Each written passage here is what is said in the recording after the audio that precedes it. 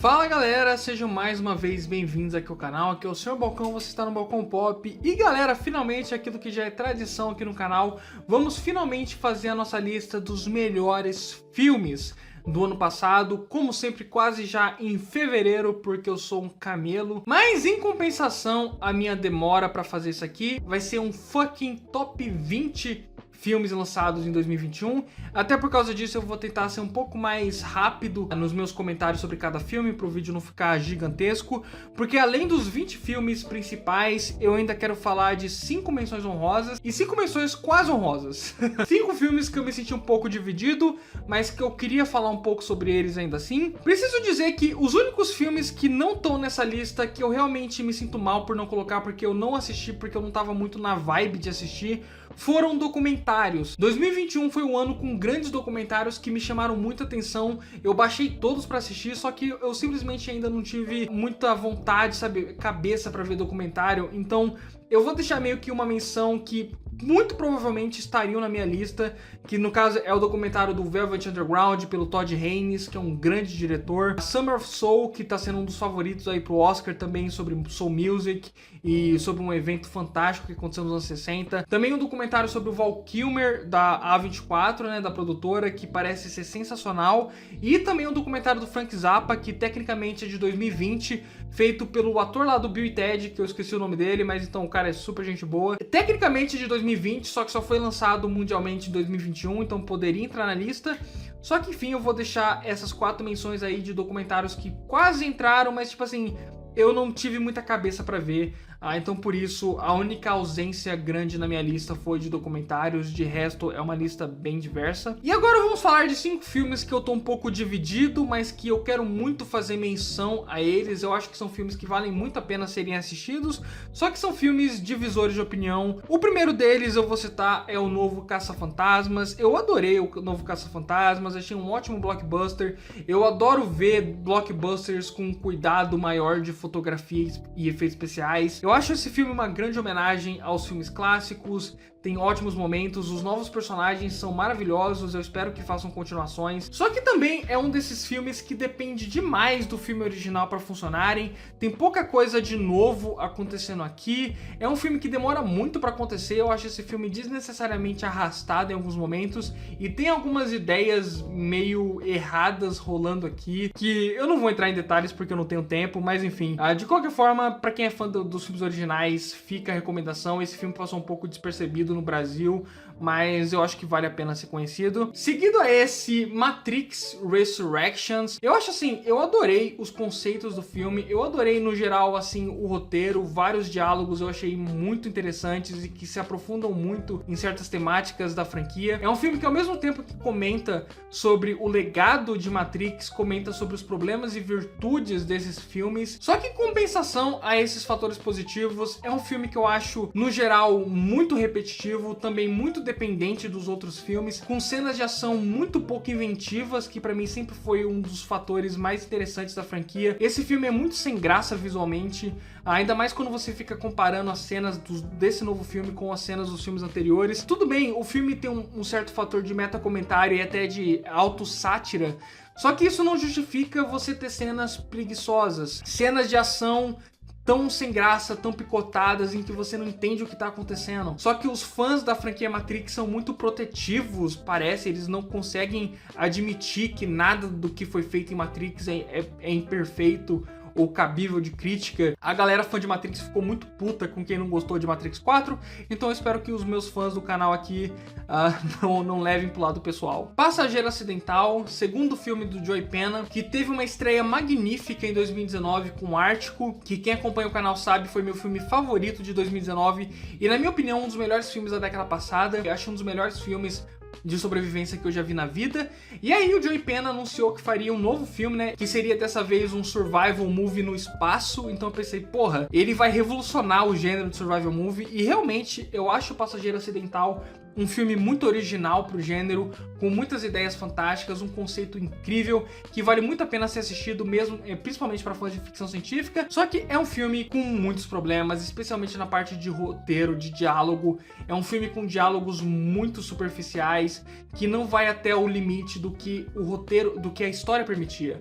do que o conceito permitia. Eu queria muito simplesmente vir aqui ignorar esses problemas e dizer que o filme é uma obra-prima, dado o quanto eu adorei Ártico e eu queria tanto adorar esse filme e colocar ele no meu top 20, mas eu acho difícil ignorar os problemas dele. Mas ainda assim fica a recomendação. Quarta quase menção rosa que eu tenho pra fazer é pra Zack Snyder Justice League, que porra, eu fiz um vídeo de meia hora defendendo esse filme. Eu realmente gostei pra caramba, apesar de ter muitos problemas com ele. Eu acho que esse filme rendeu algumas das cenas mais memoráveis de filmes de super-heróis a surgir nos últimos 10 anos, assim. Eu não me lembro de uma cena de filme de super-herói me deixar tão emocionado e tenso ao mesmo tempo quanto a cena do Flash nesse filme.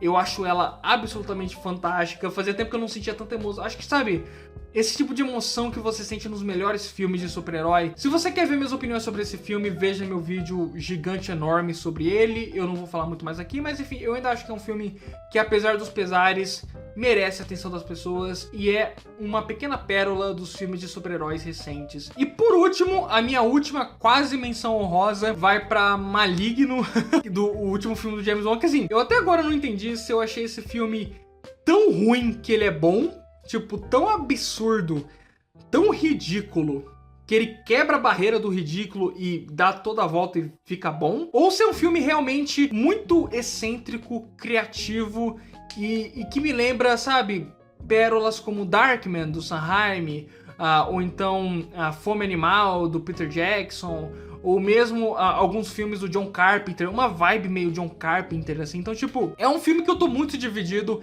entre é tão ruim que chega a ser bom, ou é realmente simplesmente um filme de terror que remete a muitos clássicos do trash e tudo mais. Eu acho que não tanto, porque é um filme que se leva muito a sério. Eu acho que essa que é a parada do filme, é que ele se leva muito a sério pra história que ele quer contar. Só que, pra bem ou pra mal, de qualquer forma, é um filme divertido pra caramba. É um filme perfeito pra você juntar os amigos e assistir, seja pra dar risada ou seja pra ficar tenso. Eu acho que é um destaque de 2021. Agora vamos falar das menções honrosas pra valer. A começar por 2 Oscar baits. Oscar bait tem se tornado um dos tipos de filme que eu mais tenho evitado nos últimos anos. Sabe, esses filmes que são manufaturados pra ganhar Oscars. O único objetivo desses filmes é ser indicado a uma porrada de Oscar. Esse tipo de filme me deu no saco já faz tempo e eu tento evitar ele, só que esse ano eu decidi dar uma chance pra 2 e eu não me arrependi. The Power of the Dog, da Jane Campion, é maravilhoso, assim, é um filme, é um estudo de personagem pautado por um western muito realista. E Spencer, que porra, esse já é bem mais Oscar baitzão assim do que The Power of the Dog. The Power of the Dog é realmente um puta drama, só que Spencer já é bem Oscar bait, só que eu realmente acho que ele se aprofunda de forma muito fascinante na figura da princesa Diana. A Kristen Stewart faz uma ótima interpretação, apesar de em certos momentos ser um pouco canastrona demais. A trilha sonora do filme é muito boa, só que o que faz com que esse filme ganhe mais pontos comigo é o uso de película. A fotografia desse filme é majestosa.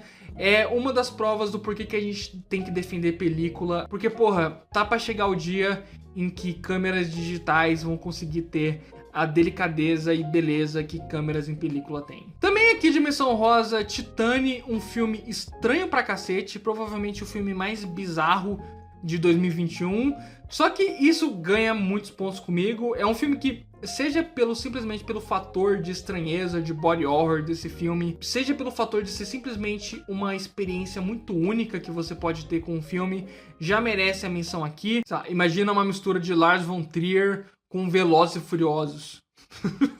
Também o filme Inside, do Bo Burnham. Porra, eu sou muito fã do Bo Burnham, eu acho ele um dos melhores comediantes a surgir nos últimos 10 anos. Só que eu fui bastante crítico desse filme quando ele saiu. Eu achei que era um filme extremamente autoindulgente, a ponto de virar aquilo que o filme tá criticando, sabe? O filme tem muito disso, de criticar essa sociedade tão autocêntrica, tipo, egocêntrica, elevado à 10ª potência por causa das redes sociais e tudo mais. E o filme, em vários momentos, me pareceu ser exatamente aquilo que ele estava criticando. Só que, passado o tempo, conforme esse filme envelheceu melhor em mim, eu vejo ele hoje como um dos retratos mais fiéis ao que foi a pandemia, o que foi passar por uma pandemia nessa geração.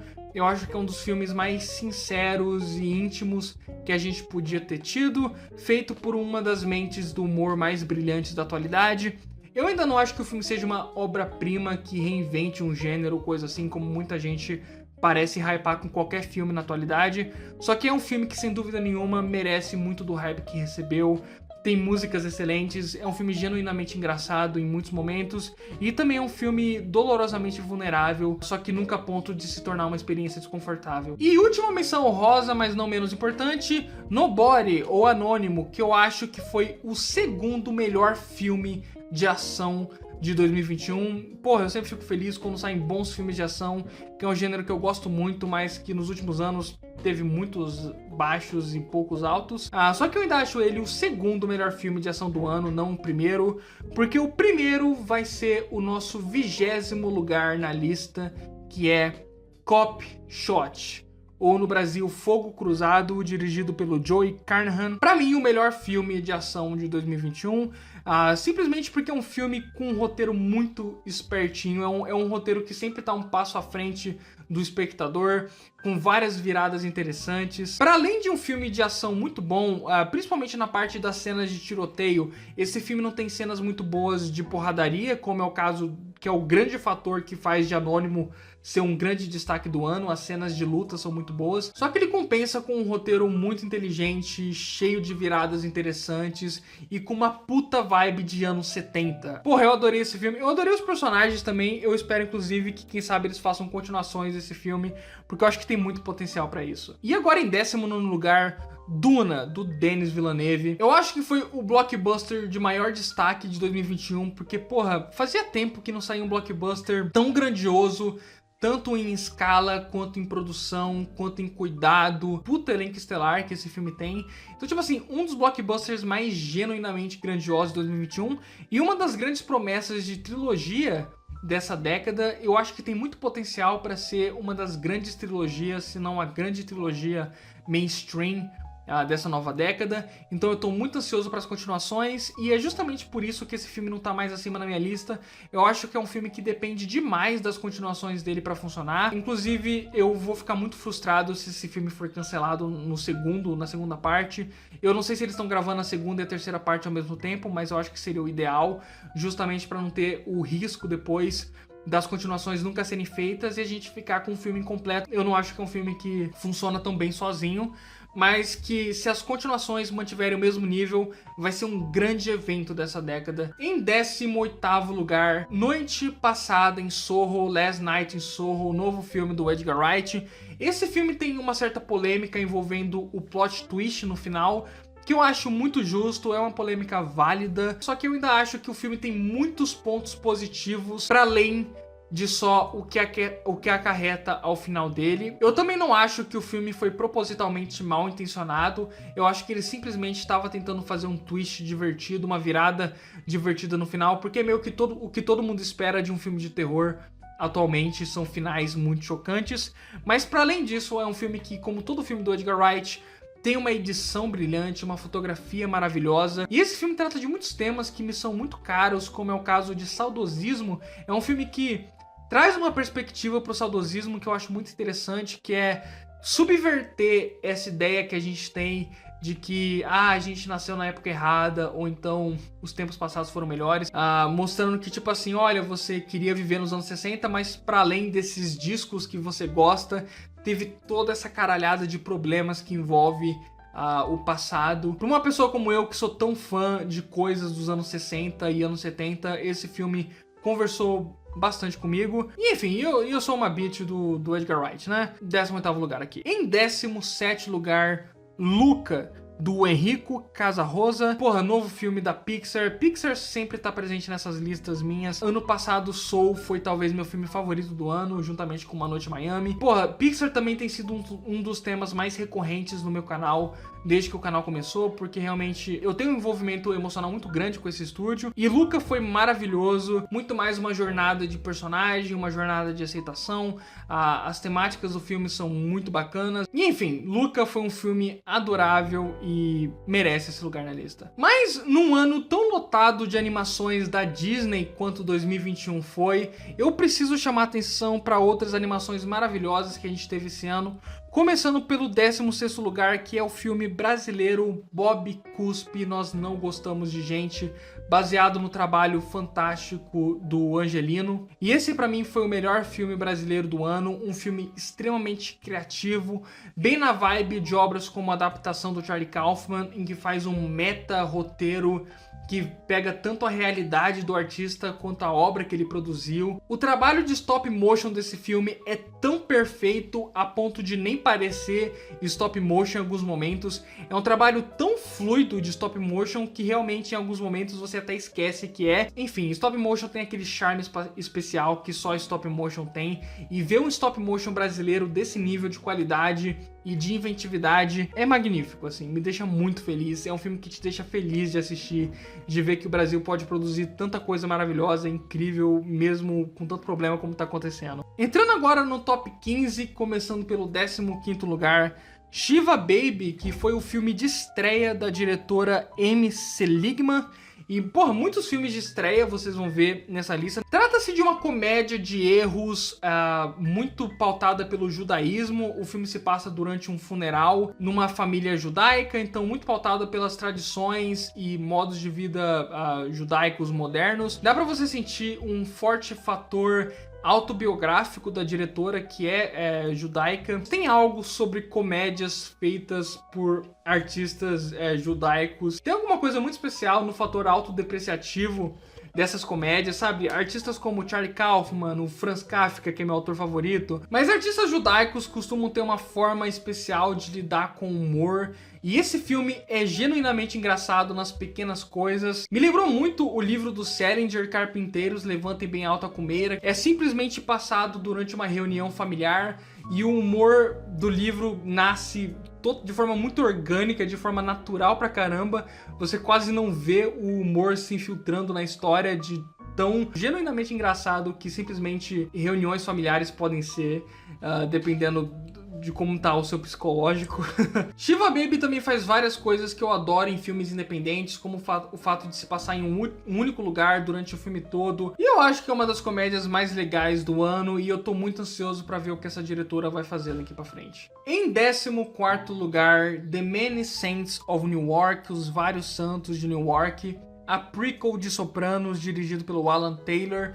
Que, porra, eu fiz um vídeo aí de 30 minutos, mais de 30 minutos, falando sobre esse filme. Sopranos tem uma importância muito grande, tanto pra mim quanto pra história desse canal. Então esse foi um filme que me pegou muito pelo emocional. Para além disso, conforme o tempo vai passando e eu vou me desvinculando do fator de nostalgia, do fator de ser fã de Sopranos, eu sinto na realidade que o filme até melhorou pra mim. Infelizmente, tem spoilers desnecessariamente colocados no filme que fazem com que eu não recomende ele pra pessoas que não são fãs de Sopranos, mas tirado esses spoilers da frente, é um tipo de filme de máfia que você não vê sendo muito feito hoje em dia. Se você quer mais detalhes sobre esse filme, veja meu vídeo sobre ele, porque tá bem legal. Mesmo que você não tenha assistido a série, eu não dou spoiler nenhum nesse vídeo. Em 13º lugar, A Família Mitchell versus as Máquinas, Mitchells versus The Machine. Acho que foi talvez a animação mais universalmente aclamada do ano. Todo mundo gostou muito dessa animação. É uma animação genuinamente hilária, com vários momentos engraçados pra caramba, com aquele pequeno pezinho no humor negro e no humor mais excêntrico que os filmes tradicionais da Disney não costumam chegar perto, com algumas experimentações visuais e estilismos que também você não costuma ver muito em animações tradicionais americanas. Eu ainda acho que esse filme tá sendo hypado de uma forma que eu acho que outros filmes também mereciam ser, como foi o caso dos Irmãos Willoughby do ano passado, que também é um filme lançado pela Netflix, também da Sony, e que não recebeu tanta atenção, e eu acho tão bom, se não até melhor do que Mitchells vs The Machine, mas ainda assim um filme maravilhoso, sem dúvida uma das melhores animações do ano, que merece esse lugar na lista. Mas dando continuidade, já que eu já falei desse filme, que eu acabei de falar de animações tradicionais, por mais que eu goste de criticar animações tradicionais e sempre ficar falando de animações mais cult aqui no canal, eu preciso dizer, eu amei Encanto, tá aqui em 12º lugar. Eu já tô um pouco cansado, na real, do estilo de música do Lin-Manuel Miranda, só que eu não posso dizer que eu não adorei muito a trilha sonora desse filme. Eu acho só que o Lin-Manuel Miranda tá monopolizando todos os filmes relacionados à cultura latino-americana, e eu acho isso um pouco errado. Eu acho que deveriam dar mais oportunidade pra galera daqui trabalhar nesses filmes.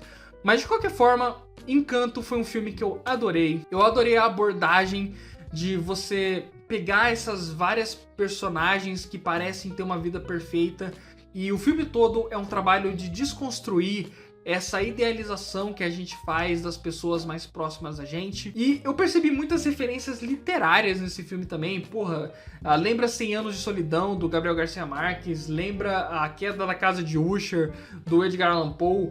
Tem um fator de fantasia e de horror gótico em alguns momentos do filme que eu achei maravilhoso. Eu realmente acho que foi uma das animações da Disney que eu mais gostei de primeira, principalmente nessa nova leva deles. E eu acho que no futuro é bem capaz de se concretizar como uma das minhas animações da Disney favoritas. Eu realmente gostei muito de Encanto. Em 11º lugar, Come On, Come On, o novo filme do Joaquin Phoenix, dirigido pelo Mike Mills, que é um filme que também mistura documentário com uma narrativa sobre esse tio passando um tempo com o sobrinho dele, enquanto a irmã dele lá com o marido tá tendo problemas. E eles vão passar um tempo em Nova York, ao mesmo tempo que ele tem o trabalho de entrevistar crianças para perguntar para elas sobre o que elas esperam do futuro, o que elas acham que vai acontecer, o que elas acham que tá acontecendo, o que elas acham que deu errado, os maiores objetivos, sonhos e inseguranças dessas crianças. Então, assim, é um filme muito focado pela dinâmica adulto-criança e na dinâmica esperança versus apocalipse. Então, assim, eu acho que foi um dos filmes mais necessários a sair no ano passado. É um dos favoritos para temporada de premiações e eu espero que ele receba muita atenção, porque os temas que esse filme traz, pela ótica que ele traz de ser a perspectiva infantil, né, das crianças e adolescentes, em relação ao mundo em que eles vivem, eu acho que é um filme muito necessário. E mesmo quando ele sai da parte de entrevistas e documentário, quando ele entra na história mesmo, é um filme maravilhoso, com excelentes interpretações.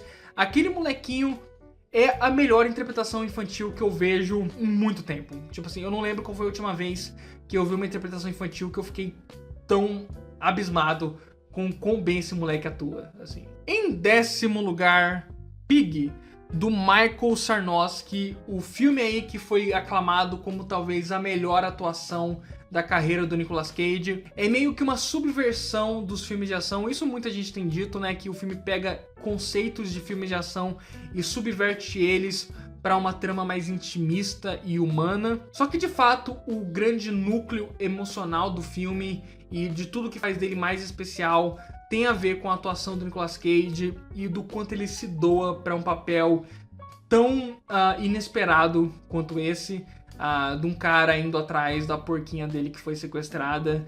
E, porra, fica a indicação, é um filme que eu acho que merece o hype que recebeu. Em 9º lugar, The Beta Test, dirigido pelo Jim Cummings e pelo PJ McCabe, que, porra, eu já falei bastante do Jim Cummings aqui no meu vídeo sobre Lobo de Snow Hollow, que pra mim foi talvez também top 3 filmes do ano passado. E aqui ele volta com mais uma pérola do cinema indie recente, The Beta Test. Assim, os filmes do Jim Cummings são filmes muito particulares, com muitas paradas que são propositalmente desconfortáveis.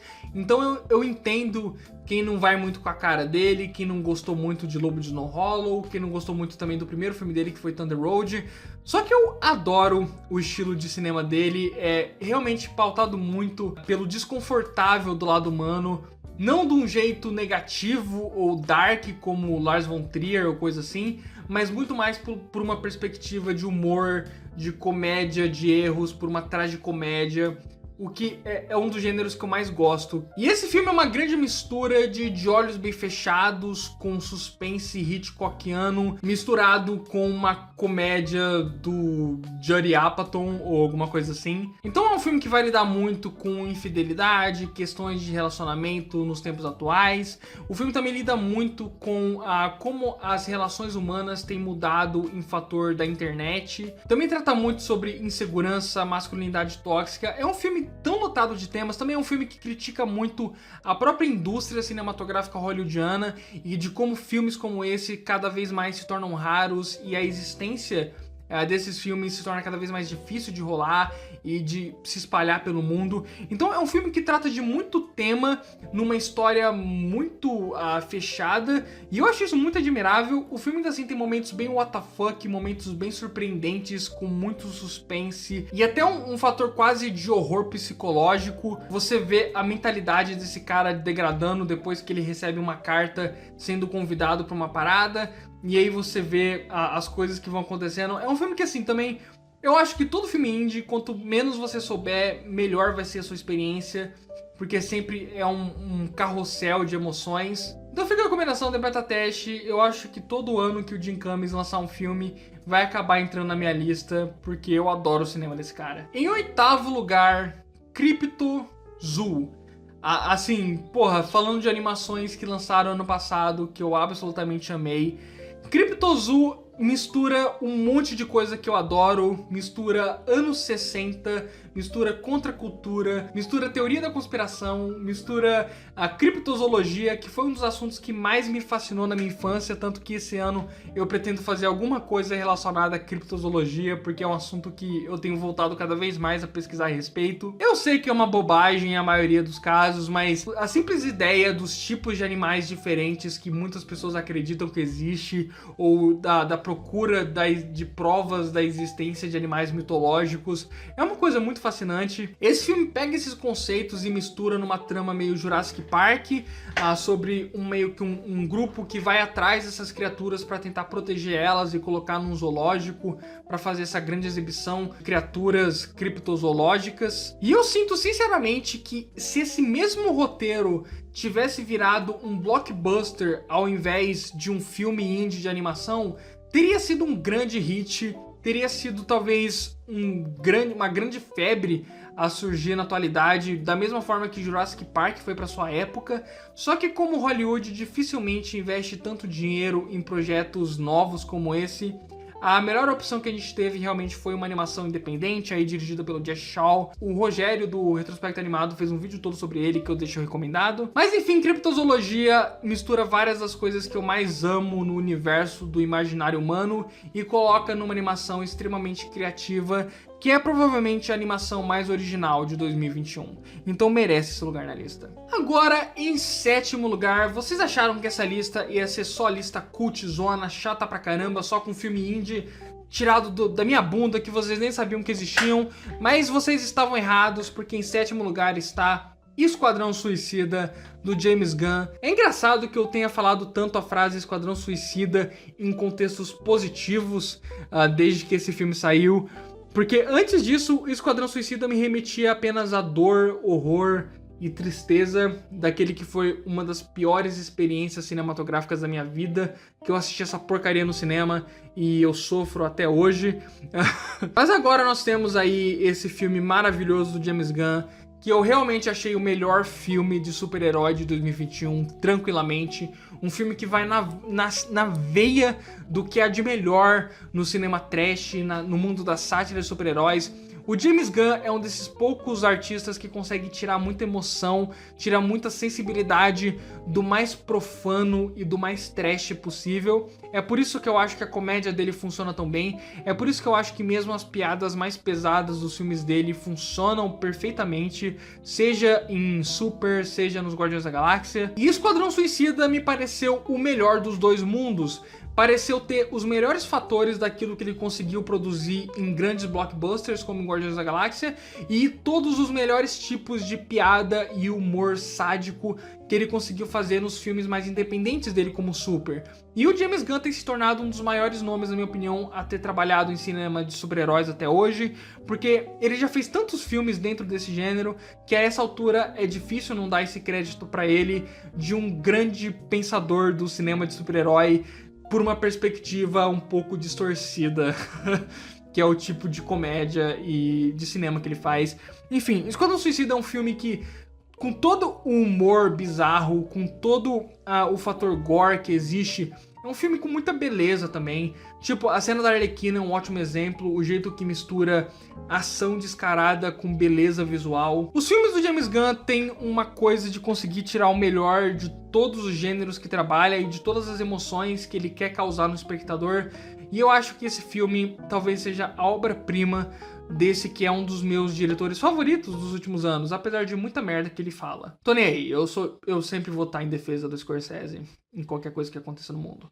Em sexto lugar, Green Knight, ou A Lenda do Cavaleiro Verde, do David Lowery. Caramba, eu adoro histórias medievais, eu adoro fantasia medieval, eu adoro lendas arturianas, e esse talvez seja o filme mais brilhante sobre esses temas feito desde Monty Python em busca do cálice sagrado. Para além de todo o fator técnico fantástico desse filme, porque esse é um dos filmes mais lindos visualmente que eu vi em 2021, um dos filmes mais brilhantes em termos de mistura de fantasia, realidade, trilha sonora desse filme também é espetacular. Para além de todos esses fatores, o que eu acho que seja a grande alma desse filme que me faz ficar tão fascinado por ele, para além também das temáticas incríveis dele abordar as lendas arturianas por uma perspectiva realista, só que sem perder a fantasia. Tipo assim, imaginar o Arthur como um cara mais cansado, velho, doente, e meio que desconstruir essas idealizações das lendas que surgem na humanidade e colocar a natureza como esse fator que engole tudo, como a entropia do mundo sendo um grande fator para esse filme, que eu acho maravilhoso. Eu acho assim, dá pra você discutir legal 5 horas em cima das temáticas desse filme, mas para além disso, eu acho que poucos filmes até hoje conseguiram me transmitir a sensação de como era viver na Idade Média, assim. Toda aquela parada dele fazer essa longa viagem do feudo dele até o lugar que ele tem que encontrar lá com o monstro, né, o Cavaleiro Verde, e todas as coisas que ele vai passando nesse caminho te fazem sentir realmente que a fantasia das lendas arturianas surgia muito do isolamento que esses soldados passavam, de fazer essas longas viagens sozinhos, andando pelo nada, com chance de serem mortos a qualquer esquina.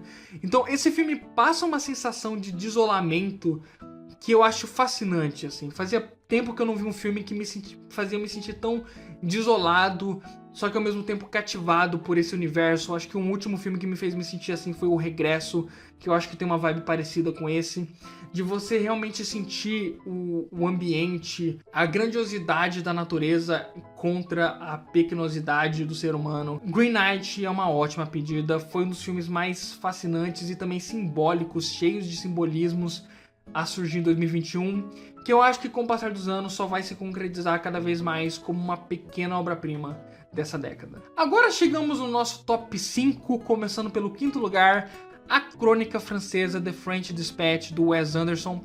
O Wes Anderson é um dos meus diretores favoritos da vida, eu quero muito fazer um ranking dos filmes dele em breve. E eu adorei A Crônica Francesa, apesar de eu entender demais as críticas a esse filme. Eu acho que, de certa forma, esse filme parece que colocaram todos os filmes do Wes Anderson numa máquina de inteligência artificial e geraram filme do Wes Anderson a partir disso, porque assim, esse filme pega todos os estilismos e vícios do Wes Anderson e elevam à máxima potência a ponto de, para algumas pessoas, ficar insuportável, e eu entendo isso. Então, porra, os personagens não param de falar, é um filme extremamente autoindulgente nas suas referências.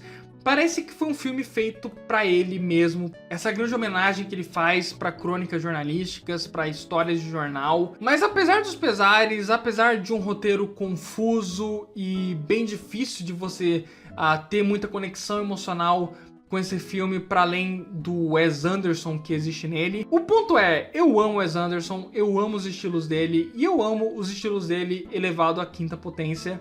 Eu acho que todas as histórias desse filme têm muito charme, e eu acho que é o auge dele em questão de cinematografia e técnica, o que não é dizer pouca coisa. Esse filme visualmente é um estouro, é um dos filmes mais lindos visualmente que eu já vi na vida. Não só pelas cores, pela mudança de estilo constante do filme. O filme passa de preto e branco pra animação, pra colorido pra caramba. O filme tem uma variedade de imagem tão linda. Mas para além desse fator, é um filme que tá sempre procurando uma forma nova e criativa de captar a história que ele tá contando.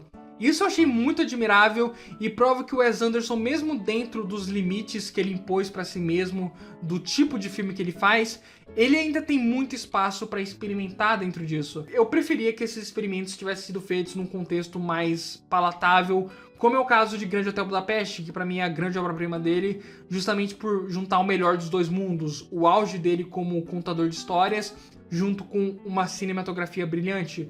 Só que dentro do que esse filme tenta fazer, eu acho que ele tem muitos méritos, e só a história envolvendo o Benício Del Toro como um pintor surrealista, aquela história eu acho absolutamente fantástica, eu acho ela hilária pra caramba, eu acho uma das coisas mais engraçadas que o Wes Anderson fez na carreira, o que não é dizer pouca coisa. Então assim, é um filme que, na minha opinião, os pontos altos dele são muito superiores aos pontos negativos. Por mais que eu concorde, pra quem não é fã do Wes Anderson, não vai ser aqui que você vai começar a gostar dele. Agora, em quarto lugar, Mess, que é outro filme independente, de baixíssimo orçamento, que se passa num lugar fechado, que foi a estreia de um diretor, no caso Frank Kranz, que é um ator muito bacana, ele participou de filmes como O Segredo da Cabana, eu gosto bastante dele, e é que ele faz a sua estreia como diretor. Esse filme vai contar a história de dois casais, um desses casais são pais de uma vítima de um massacre numa escola, e o outro casal de pais são os pais do assassino, a cara que fez o massacre na escola e depois se matou. Muita coisa pesada nesse filme em termos de emoções. É um dos filmes mais emocionalmente carregados que eu vi em muito tempo. E é um filme que tinha tudo pra dar errado, porque, porra, é um filme todo de quase 2 horas, pautado por diálogo, num único cenário, envolvendo uma temática tão sensível quanto essa. Então tinha tudo pra cair em território problemático, ou pra depender demais desses atores, sabe? Um filme independente que coloca muitas cartas na mão dos atores costumam ter problemas, porque é difícil você conseguir atores muito bons quando o seu orçamento é muito pequeno. Só que esse filme tira tudo isso de letra, é um filme brilhante, com um diálogo fantástico, que trata de todos esses temas carregadíssimos da forma mais linda possível, no sentido de você ver o lado bom das pessoas mesmo numa situação tão, sabe, imperdoável, horrível quanto essa. É um filme que eu realmente acho que todo mundo deveria experienciar pelo menos uma vez. É uma aula de como se escrever um diálogo, é uma aula de como fazer muito com pouco. Em terceiro lugar, aquela que eu considero a melhor animação de 2021, não apenas eu, como a maioria das pessoas tem considerado, Flee ou Fuga, que vai contar a história das tentativas de uma família de fugir ali do Afeganistão conforme o Talibã ia dominando aquela área dos anos 90 para os anos 2000, ali na área de Cabul e tudo mais. Porra, é uma história terrível, pesadíssima, extremamente assustadora, mas Flee consegue ser muito mais do que isso, porque é uma mistura de documentário com a biografia desses personagens, e o filme é brilhante em vários sentidos, tanto estilístico quanto de narrativa. Tem muitos momentos muito emocionantes, e o filme, para além de ser só um drama histórico sobre o que aconteceu por uma perspectiva histórica, é um filme muito humano, é um drama de um personagem se descobrindo durante um período tão turbulento quanto esse. Acho que é um dos filmes mais lindos e sensíveis a trabalhar com a temática LGBTQ+, que eu já vi na minha vida. E isso não é dizer pouca coisa, é um filme que realmente faz um estudo de personagem maravilhoso, consegue achar beleza num período tão dark quanto esse. o que é uma coisa que me admira muito, porque, por exemplo, O Olhos de Cabu é um filme que me chocou demais, a ponto de eu me sentir até mal quando eu penso sobre ele, enquanto Fuga, mesmo se tratando sobre o mesmo período e sobre as mesmas tragédias, é um filme que consegue ser tão lindo em vários momentos e ter tantos momentos libertadores que meio que equilibram a experiência e acaba sendo um filme tão animador quanto ele é trágico, e isso pra mim é incrível. Finalmente chegamos ao nosso top 2, em segundo lugar, Werewolves Within, ou no Brasil, Um Lobo Entre Nós, que foi assim, num período que eu tava muito afastado do YouTube, porque eu tava trabalhando no meu filme de lobisomem, que no momento se encontra parado, mas eu espero voltar a trabalhar nele em breve. Mas eu me afastei, né, no passado um tempo pra trabalhar nesse filme e em outras coisas, e eu acabei desacostumando a fazer vídeos, eu tava num período muito não produtivo no canal, até que eu me deparei com esse filme e eu gostei tanto dele que eu tive que fazer aquele vídeo sobre a evolução do cinema de lobisomens, que é um vídeo que eu tenho bastante orgulho. Então, pô, sempre que tem um filme que me inspira a produzir, que me inspira a escrever alguma coisa, sempre acaba tendo um espaço muito carinhoso no meu coração. E para além disso, eu acho esse filme genuinamente a melhor comédia de 2021. É um filme genuinamente engraçado pra caramba e que tem uma mensagem muito simples, mas hilária, ao mesmo tempo que um pouco ingênua, ao mesmo tempo que muito válida, que é: qual o problema de você ser uma pessoa legal? Tá ligado? Você tá numa cidade cheia de gente filha da puta, então qual o problema de você seguir os ensinamentos de Mr. Rogers e do Bob Ross e ser uma pessoa gentil em meio a tanta merda que tá acontecendo? E é um filme que faz tudo isso enquanto tem lobisomens ali. Então, tipo assim, o fator lobisomem do filme nem é o foco principal dele. Ele, pra além disso, é uma tragicomédia na vibe dos irmãos Coen, só que com esse twist de ingenuidade pacífica. E, porra, é um filme engraçado pra caramba. E, enfim, em primeiro lugar, aquele que eu considero o melhor filme de 2021 vai para Beyond the Infinite 2 Minutes, ou Pra Além dos 2 Minutos Infinitos, uma coisa assim. É um filme japonês. Também o longa de estreia do diretor Junta Yamaguchi. Mais um filme extremamente independente, que se passa num único lugar, fechado. O filme todo é um plano sequência. É claro que tem truques aí no meio, mas o filme todo é feito como um plano sequência de 1h10. E é um dos experimentos independentes mais legais, divertidos e originais que eu vejo em muito tempo. O filme todo se passa na perspectiva de uma TV que se passa a 2 minutos no futuro, e eles ficam vendo eles próprios em 2 minutos no futuro, e aí eles começam a brincar com as possibilidades do que eles podem fazer com isso. Então, assim, é um filme muito simples, mas que em sua simplicidade é um filme fascinante, viciante, divertido pra caramba, cheio de momentos espertinhos, que brinca desde a ficção científica até a comédia, até a simples experimentação científica do que seria possível se uma coisa dessa acontecesse. Fazia tempo que eu não terminava um filme com uma sensação tão grande de ter visto algo novo quanto esse aqui. Eu acho que o último filme que me causou essa impressão foi Swiss Army Man, que, porra, é meu filme favorito da década passada. Então esse filme aqui com certeza me pegou muito. Recomendo demais pra todo mundo que assista essa pequena pérola a sair do ano passado e que passou despercebido pra muita gente. Mas enfim, galera, eu espero que vocês tenham gostado de mais esse vídeo aqui. Como sempre, deem uma olhada nos links da Amazon que eu vou colocar na descrição. Comprando por eles, você ajuda o canal. Além disso, você pode apoiar no Apoia-se ou então simplesmente compartilhar o vídeo e comentar ele, que ajuda pra caramba. Deixe aí nos comentários a sua lista de melhores filmes de 2021. Estamos seguindo fortes aqui nessa minha série de vídeos das listas dos melhores do ano. Mas enfim, galera, muito obrigado mais uma vez por estarem aqui comigo. Até a próxima e valeu!